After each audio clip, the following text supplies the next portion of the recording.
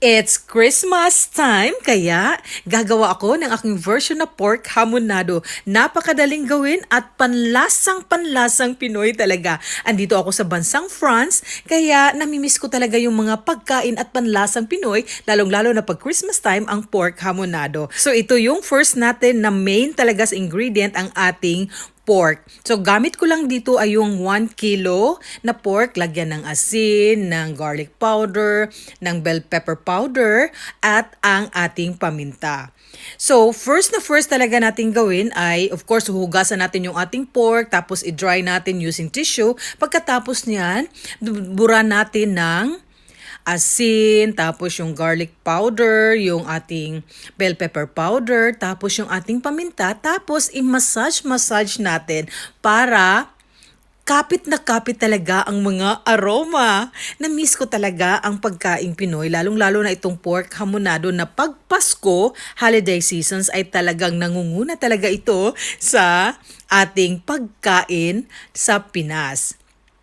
So, pwede na rin na walang bell pepper powder pero this time naglalagay talaga ako para dagdag kulay yung pula. Pagkatapos parang massage talaga para pasok na pasok ang mga aroma.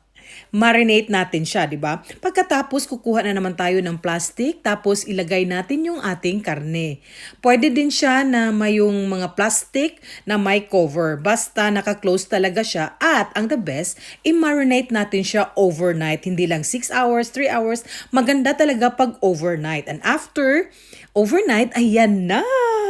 And then, pag-start natin na lulutuin yung ating pork hamonado, kukuha tayo ng lutuan, tapos parang iprito style natin siya para magkulay brown or golden yung ating karne ng baboy. 'Di ba?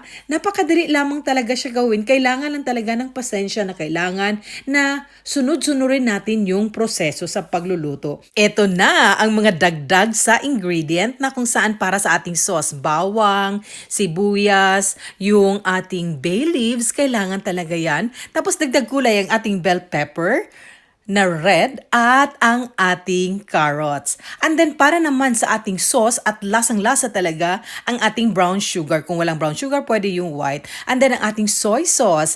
At kung meron kayong oyster sauce, the best talaga yan.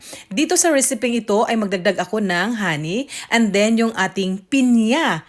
At of course, di mawawala ang dalawang yan, ang ating pepper at ang ating paprika powder or bell pepper powder. Ayan na!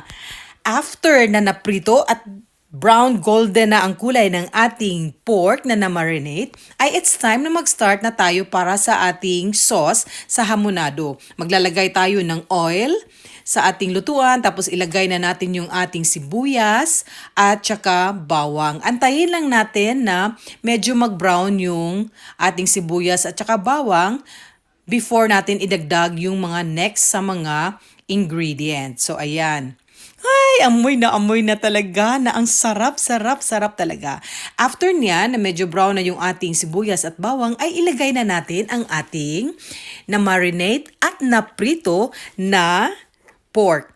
Ngayon naman ay maglalagay tayo ng pineapple juice. Kung kulang ay pwede tubig. Pero yung pineapple na nasa can ay may juice yun. So yun yung nilagay ko. Tapos kung may extra pineapple juice ka ay pwede dagdagan. And then maglalagay ako ng 1 tablespoon lang na sugar.